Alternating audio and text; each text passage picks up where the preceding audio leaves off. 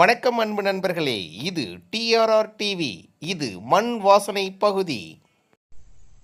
Hello hi வணக்கம் அன்பு நண்பர்களே, நான் உங்கள் ராஜேஷ். நண்பர்களே, இந்த வீடியோவில் முழுசாக நம்ம பார்க்க போகிறது, நிறைய பேர் பார்த்தீங்கன்னா விவசாயம் செய்யணும் அப்படின்ற ஒரு ஆர்வம் நிறைய பேருக்குமே இருந்துட்டு இருக்கு. ஆனால் இந்த விவசாயத்தை எப்படி லாபகரமாக செய்யணும் அப்படின்ற சில ஐயப்பாடுகள் நிறைய பேர்கிட்ட இருக்கு. அண்ட் சிலர் இப்போ பார்த்தீங்கன்னாவே படிச்சுட்டும் பார்த்தீங்கன்னா விவசாயத்துக்கு உள்ள வராங்க. ஸோ இவங்க எல்லாமே தேர்ந்தெடுக்கிறது லாபகரமாக இருக்கும் அப்படின்றது நம்புறது எதை நம்புறாங்கன்னா ஒருங்கிணைந்த பண்ணையத்தை நம்புறாங்க. ஸோ ஒருங்கிணைந்த பண்ணையம் அப்படின்றது என்னன்னு பார்த்தீங்கன்னா விவசாயத்தோடு சேர்ந்த பண்ணையம். அதாவது நம்மளுடைய தாத்தா பாட்டி எப்படி இருந்தாங்க அப்படின்னு பார்த்தீங்கன்னாக்கா, அவங்க விவசாயம் பண்ணுவாங்க, கூடவே சேர்த்து பார்த்தீங்கன்னா ஆடு மாடு கோழி இது எல்லாமே வளர்த்துட்டு இருப்பாங்க. ஸோ இதுதான் அவங்க அப்போவே ஒரு ஒருங்கிணைந்த பண்ணையமாகவே பண்ணிட்டு இருந்திருக்காங்க. அது அவங்களுக்கு தெரியலன்னு சொல்ல முடியாது. அது ஒரு அமைப்பாக அமைச்சு வந்திருக்காங்க. அதுக்கு இன்னைக்கு நம்ம நவீனமாக என்ன சொல்லியிருக்கோம், ஒருங்கிணைந்த பண்ணையம் அப்படின்னு சொல்கிறோம். ஸோ பண்ணையை பொறுத்த வரைக்கும் பார்த்தீங்கன்னா ஆடு வளர்த்துருக்காங்க, மாடு வளர்க்குறாங்க, கோழி வளர்க்குறாங்க, பன்றி, முயல், இந்த மாதிரி நிறைய விஷயங்களை சொல்லிகிட்டே போகலாம். அண்ட் பிரதானமாக நம்ம எதை நம்ம சொல்கிறோம் அப்படின்னு பார்த்தீங்கன்னா, பண்ணை அப்படின்னு பார்த்தீங்கன்னாலே மேக்ஸிமம் நம்ம தாத்தா பாட்டிகள் வளர்த்த ஆடு கோழி, அடுத்து பார்த்தீங்கன்னா மாடு, இதில் தான் நம்மளுடைய நாட்டம் போயிட்டுருக்கு.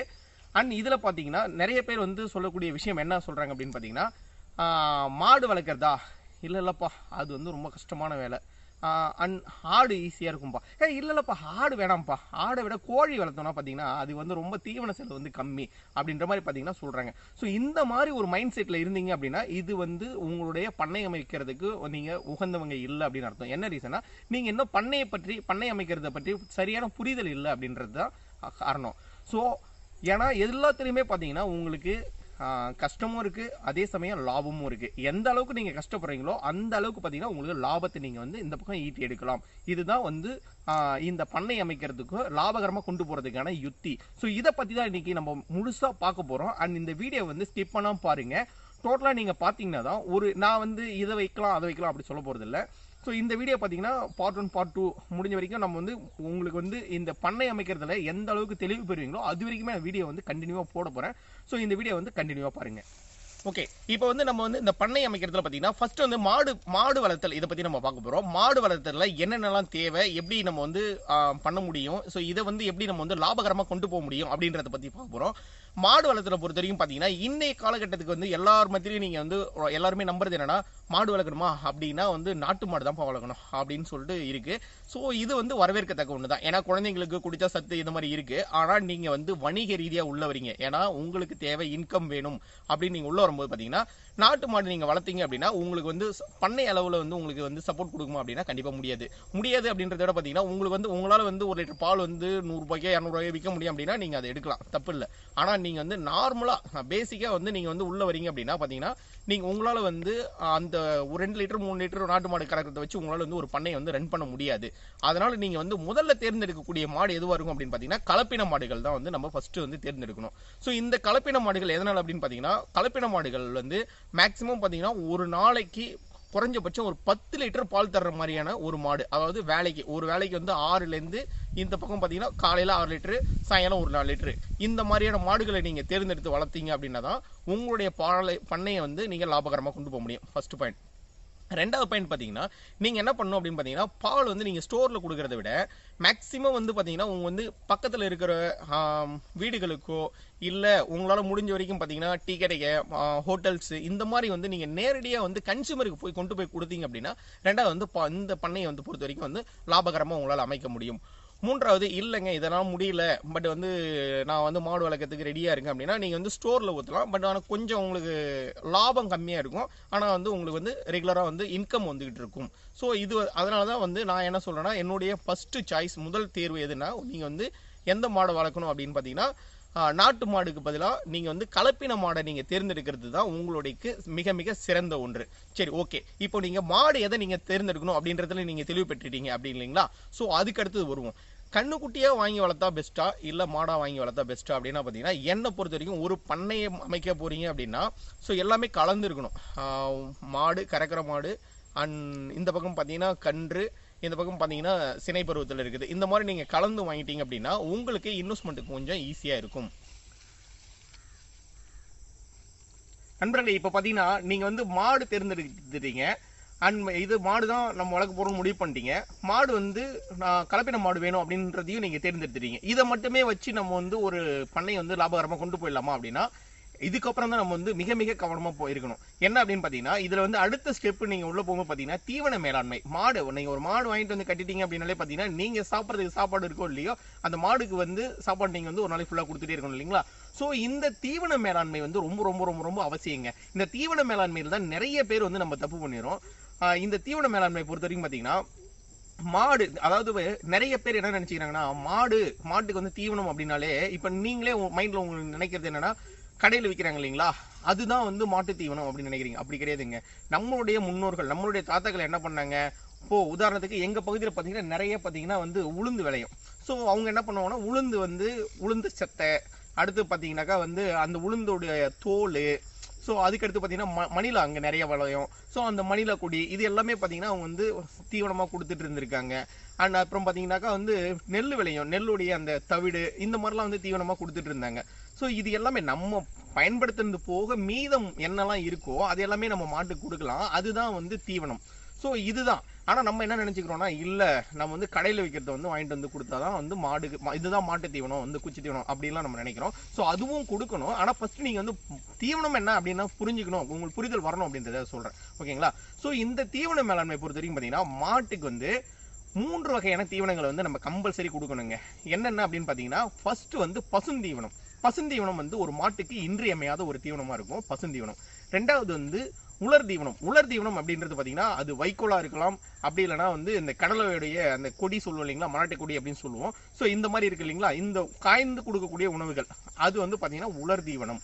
அடர் தீவனம் என்ன அப்படின்னு பார்த்தீங்கன்னா நம்ம வந்து மாட்டுக்கு கொடுக்கக்கூடிய தவிடு, புண்ணாக்கு, பைத்தம்புட்டு, உளுத்தம்புட்டு, அப்புறம் பார்த்தீங்கன்னா இதெல்லாம் ஜவ்வரிசி அந்த வேஸ்ட் இந்த மாதிரிலாம் கொடுப்பாங்க. இது எல்லாமே பார்த்தீங்கன்னா நம்ம வந்து அடர் தீவனத்தில் வரும். இது இல்லாமல் நீங்கள் வந்து கடையிலேருந்து வாங்கி வந்து கொடுக்கக்கூடிய அந்த தீவனம் அப்படின்னு சொல்லிட்டு வாங்கிட்டு வரோம் இல்லைங்களா, இது எல்லாமே எதில் வரும் அப்படின்னு பார்த்தீங்கன்னா அடர் தீவனத்துக்குள்ள வரும். ஸோ இது எல்லாமே நம்ம கொடுக்கணும் அப்படின்னா எந்த அளவுக்கு கொடுக்கணும் அப்படின்னா இது எல்லாமே நம்ம வந்து சரி விகிதத்தில் நம்ம கொடுத்தா மட்டும்தான் அந்த மாடு வந்து ஹெல்த்தியாக நல்லபடியாக பால் கறக்கும். ஸோ அதுக்கு அடுத்தது வந்து உடனுக்குன்னு செனையும் பிடிக்கும். ஸோ வந்து ஒரு மாடுக்கு வந்து நம்ம எப்படி வந்து ஹெல்த்தியான உணவு கொடுக்கணும் அப்படின்னா உதாரணத்துக்கு ஒரு 300 கிலோ இருக்கக்கூடிய மாடை நம்ம எடுத்துப்போமே, 300 கிலோ இருக்கக்கூடிய ஒரு மாட்டுக்கு நம்ம தினம் வந்து பார்த்தீங்கன்னா 30 கிலோ வந்து தீவனம் கொடுக்கணும். ஸோ 30 கிலோ தீவனமா பாருங்க நிறைய புட்கள் இருக்கு, விட்டு கொண்டு வந்து மேய்ச்சிட்டா நம்மளுக்கு முடிஞ்சுமே அப்படின்னு நம்ம நினைச்சோம்னா அதுக்கு தப்பு. ஸோ இதுலேயும் பார்த்தீங்கன்னா நம்ம வந்து சரிவிகிதமாக கொடுக்கணும். பசுந்தீவனம் பொறுத்த வரைக்கும் பார்த்தீங்கன்னா பசுந்தீவனம் வந்து ஒரு 20 கிலோ வந்து பசுந்தீவனம் கொடுக்கணும். பசுந்தீவனம் அப்படின்றது என்னன்னு பார்த்தீங்கன்னா பச்சையா உட்கொள்ளக்கூடியது. நம்ம வந்து நார்மலா வந்து ஓட்டிட்டு போயிட்டு மேய்க்கிறோம். அடுத்து பார்த்தீங்கன்னா இப்போ வந்து பண்ணை நீங்க அமைச்சிட்டீங்க அப்படின்னாலே பார்த்தீங்கன்னா இது போன்ற புட்கள் நீங்க வந்து நிறைய வளர்ப்பீங்க. ஸோ வந்து இது பார்த்தீங்கன்னா இதை பொறுத்த வரைக்கும் பார்த்தீங்கன்னா இது வந்து சூப்பர் நெற்பியர். இந்த பக்கம் பார்த்தீங்கன்னா இந்த பக்கம் இருக்குது பார்த்தீங்கன்னா கோ3 இருக்கு, அந்த பக்கம் கோ4 இருக்கு. ஸோ எல்லாமே இருக்கு. இந்த பக்கம் வந்து கோ4, கோ3, சூப்பர் நெற்பியர், ரெட் நெப்பியர், இந்த மாதிரி வந்து நிறைய வந்து புல் வகைகள் வந்து இருக்கு. ஸோ இது வந்து ஒரு மாட்டுக்கு நம்ம எவ்வளோ கொடுக்கணும் அப்படின்னு பார்த்தீங்கன்னா குறைஞ்சபட்சம் 20 கிலோ நீங்கள் இதை வந்து கொடுத்துடணும். ஸோ 20, அதாவது 30 கிலோ சொன்னா இதில் 30 கிலோ வந்து ஒரு மாட்டுக்கு தரணும்னு சொல்லியிருந்தேன் இல்லைங்களா, அப்போ 20 கிலோ வந்து நீங்கள் வந்து பசுந்தீவனம் கொடுத்துட்றீங்க. அடுத்து இருக்கக்கூடிய ஒரு 6 கிலோ பார்த்தீங்கன்னா உலர் தீவனம். உலர் தீவனத்தில் பார்த்தீங்கன்னா நீங்கள் கொடுக்கக்கூடிய வைக்கோலா இருக்கலாம் அல்லது வந்து மணிலா கொடியாக இருக்கலாம், இது எல்லாமே வந்து உலர் தீவனத்தில் வரும். அடுத்ததாக பார்த்தீங்கன்னா மீதி இருக்கக்கூடிய 6 கிலோ பார்த்தீங்கன்னா நீங்கள் வந்து அடர் தீவனம் கொடுக்கணும். இந்த அடர் தீவனத்தில் தான் பைத்தம்புட்டு, உளுத்தம்புட்டு இது எல்லாமே வரும். ஸோ இதை வந்து ஒரு மாட்டுக்கு வந்து சரிவிகிதமாக வந்து நம்ம டெய்லி கொடுக்கணும். ஸோ இது எல்லாமே நம்ம கொடுத்துட்டா அந்த மாடு வந்து அதுக்கு தேவையான சரிவிகித உணவு ஆயிடுமா அப்படின்னு பார்த்தீங்கன்னா இன்னுமே ஒரு விஷயம் இருக்குங்க. அது என்னன்னு பார்த்தீங்கன்னா தாது உப்பு கலவை. தாது உப்பு கலவை அப்படின்னா நம்மளுடைய புரிதல் என்னவா இருக்குன்னா நம்ம வீட்டில் சாப்பிட்ற உப்பை எடுத்துகிட்டு வந்து கொடுத்துட்றோம். ஸோ இது வந்து தாது உப்பு கலவை, மாட்டுக்கு தாது உப்பு போடுறேன் அப்படின்னு சொல்கிறீங்க. பட் அது கிடையாதுங்க. தாது உப்பு அப்படின்னு பார்த்தீங்கன்னா இந்த தாது உப்பு ஏரியாக்கு ஏரியா மாறுங்க.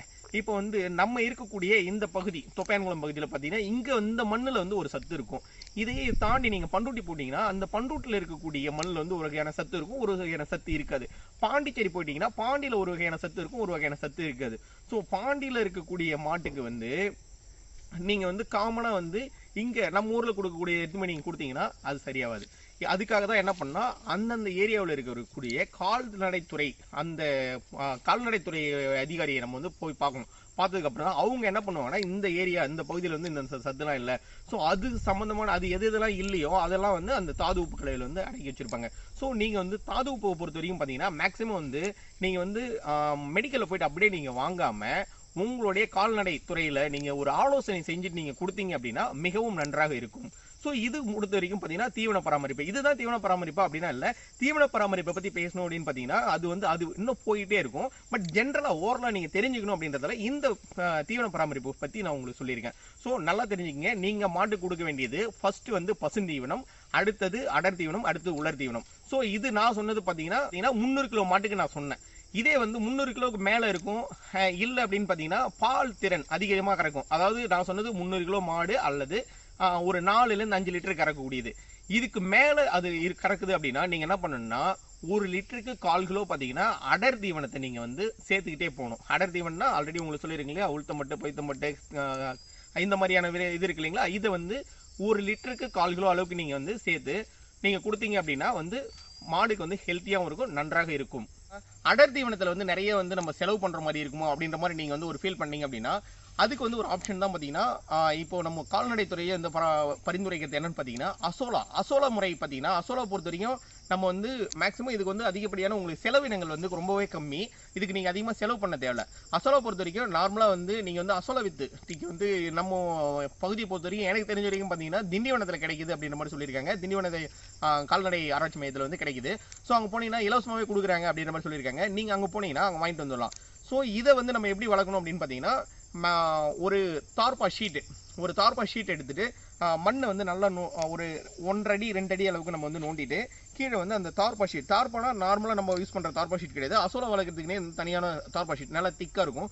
ஸோ அந்த மாதிரியான தார்பா ஷீட்டை வந்து நம்ம கீழே போட்டுடணும். கீழே வச்சுட்டு அதுக்கு மேலே வந்து மணல், அதாவது வந்து செம்மண், அடுத்து பார்த்தீங்கன்னா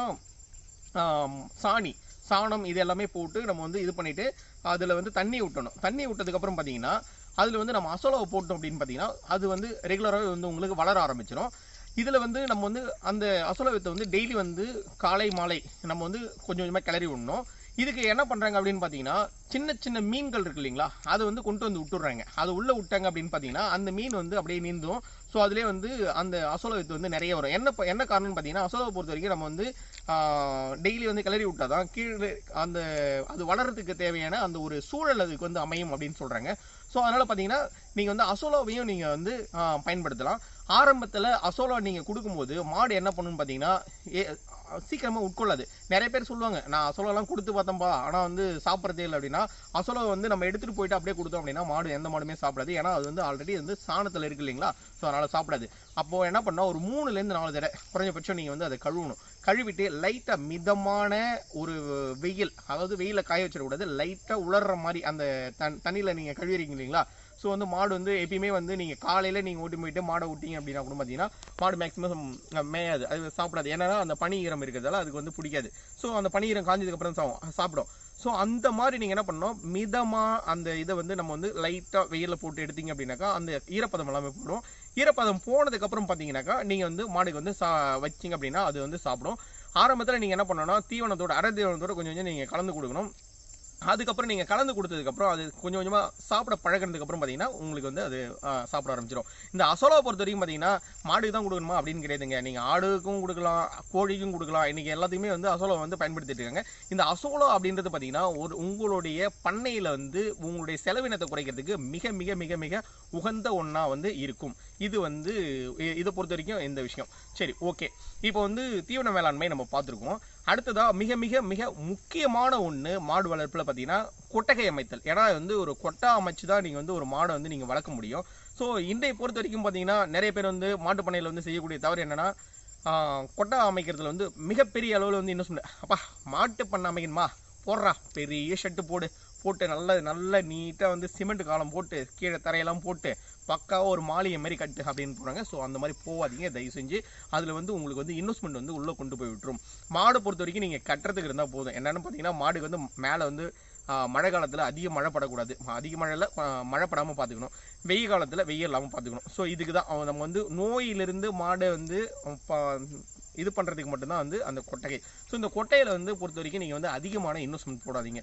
முடிஞ்ச வரைக்கும் நார்மலாக என்ன மாட்டுக்கு வந்து சேஃப்டியாக இருக்கும், எந்த அளவுக்கு அமைச்சா சேஃப்டியாக இருக்குமோ அந்த அளவுக்கு வந்து ஒரு கொட்டகை ஒன்று நீங்கள் அமைச்சிட்டு அது மேலே வந்து நீங்கள் வந்து மாடை வந்து அது உள்ளே நீங்கள் மாடை வளர்க்கலாம். ஸோ இதை பொறுத்த வரைக்கும் பார்த்தீங்கன்னா, எதனால் நான் திரும்ப திரும்ப வந்து கொட்டகைக்கு வந்து நான் இவ்வளோ தூரம் சொல்கிறேன் அப்படின்னு பார்த்தீங்கன்னா, இது எல்லாமே உங்கள் இன்வெஸ்ட்மெண்ட் வந்து உள்ளே கொண்டு போய்டும். நீங்கள் வந்து ₹1,00,000 போட்டு கொட்டகை அமைக்கிறதுக்கு நீங்கள் வந்து ₹1,00,000 இன்னும் ஒரு 2 மாடோ இல்லை 3 மாடோ வாங்கிக்கலாம், இல்லை ஒரு 5 கண்ணுட்டியோ 10 கண்ணுட்டியோ நீங்கள் வந்து வாங்கி வளர்த்துடலாம். ஸோ உங்களுடைய இன்வெஸ்ட்மெண்ட் வந்து கொஞ்சம் கொஞ்சமாக நீங்கள் வந்து உள்ளே கொண்டு வரணும். ஸோ நீங்கள் வந்து கொட்டகை பொறுத்த வரைக்கும் இந்த மாதிரி பண்ணிக்கோங்க. தொடர்ச்சியான வீடியோவை நான் அடுத்தது உங்களுக்கு அப்லோட் பண்ணுறேன். நீங்கள் அதை பார்க்கணும் அப்படின்னா சப்ஸ்கிரைப் டு டிஆர்ஆர் டிவி. இணைந்திருங்கள் டிஆர்ஆர் டிவியோடு.